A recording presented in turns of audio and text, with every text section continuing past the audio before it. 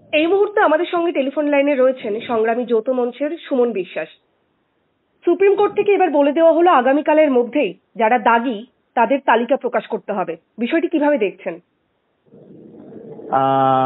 প্রথম কথা হচ্ছে, আমি একজন চাকরিহারা যোগ্য শিক্ষক। আজকের যে সুপ্রিম কোর্টের যে রায় এসেছে, যে গতকালও আপনারা শুনেছেন যে যারা চিহ্নিত অযোগ্য তাদের তালিকা 7 দিনের মধ্যে প্রকাশ করতে হবে, কিন্তু আজকের বলেছেন আগামীকালের মধ্যে যারা ঘুষ দিয়ে চাকরি নিয়েছে, সাদা খাতার বিনিময়ে চাকরি নিয়েছে, বাংলার শিক্ষা ব্যবস্থা ধ্বংস করেছে, ভোটের ক্যাডার হিসাবে কাজ করেছে, তাদের তালিকা প্রকাশ করতে বলেছে। এটা খুবই ভালো কথা, এটা আমরা দীর্ঘদিন ধরে এই দাবি করে এসেছিলাম। এখন প্রশ্ন হচ্ছে, এসএসসির মাননীয় চেয়ারম্যান তিনি হলফনামা দিয়েও সুপ্রিম কোর্টে জানিয়েছেন টেন্টেড।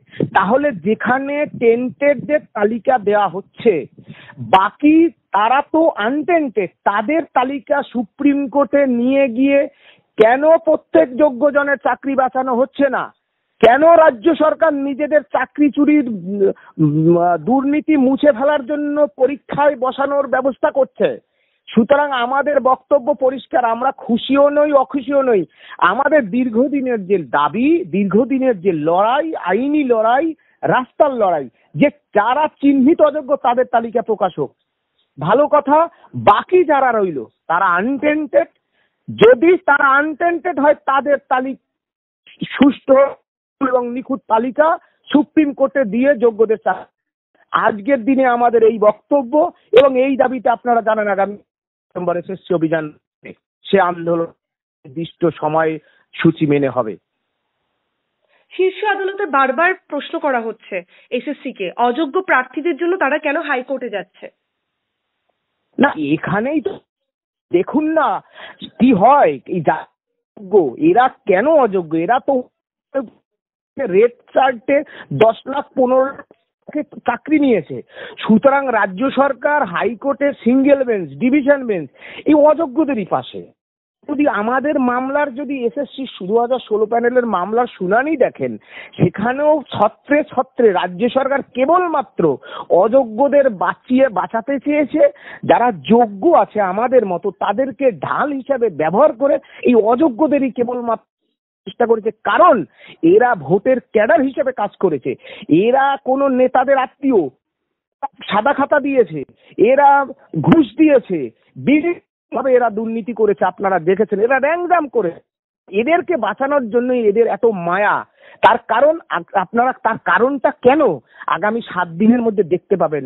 এদের তালিকাটা শুধু প্রকাশ হতে দিন, তারপরে খেয়াল রাখবেন, পাড়ায় পাড়ায় খেয়াল রাখবেন কোথায় আওয়াজ হয়, খেয়াল রাখবেন।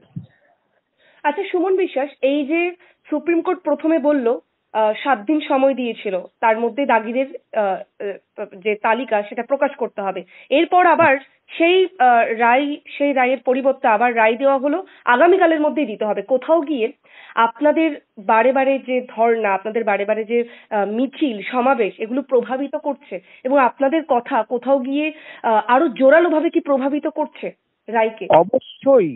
আমি বলছি, আমরা বলছি, রাস্তাই রাস্তা দেখাবে। সুতরাং রাস্তার গণ আন্দোলন আগামী দিনে ইতিহাস সৃষ্টি করবে। আমরা তাই আজকে অযোগ্য টেন্টেডদের তালিকা প্রকাশ হচ্ছে আগামীকাল। বাকি যারা রইল তারা আনটেন্টেড, তারা কলঙ্ক মুক্ত, তারা দুর্নীতি করেনি, সাদা খাতা দেয়নি, ওএমআর ম্যানিপুলেশন করেনি, র্যাংজাম করেনি। তাদেরকে কেন রাজ্য সরকার নিজেদের চাকরি চুরির দায় মুছে ফেলার জন্য পরীক্ষা বসাবে? সেই আন্দোলনেও আগামী দিনে সুপ্রিম কোর্ট পর্যন্ত সেই ঢেউ যাবে। এবং আমরা বিশ্বাস করি যে পরীক্ষা ছাড়া আমরা যদি সৎ হয়ে থাকি, যোগ্য হয়ে থাকি, যদি কাউকে ঘুষ না দিয়ে থাকি, আমাদের চাকরি ফিরবেই, যোগ্য চাকরি ফিরবেই। আর আমরা বলছি, রাজ্য সরকার, রাজ্যের মাননীয় মুখ্যমন্ত্রী, এই দুর্নীতির দায় কার? এই যে চাকরি চুরির দুর্নীতি, এই দায় কার? রাজ্যের মুখ্যমন্ত্রীকেই নিতে হবে, এসএসসিকেই নিতে হবে। সুতরাং তারা ওই আনটেন্টেড যারা আছে, তাহলে ওই 15,800 জন, তার মধ্যেও কি টেন্টেড আছে? সুপ্রিম কোর্ট তো বলেছে টেন্টেডদের তালিকা প্রকাশ করুন।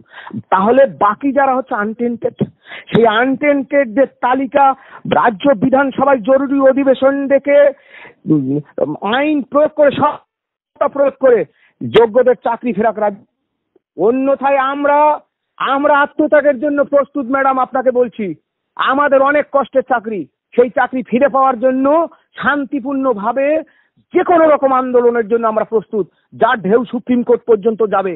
আপনাদের আমরা বলে রাখছি, আপনাদের মিডিয়ার মাধ্যমে, রাজ্য এই সরকারটা একটা দুর্নীতিগ্রস্ত সরকার।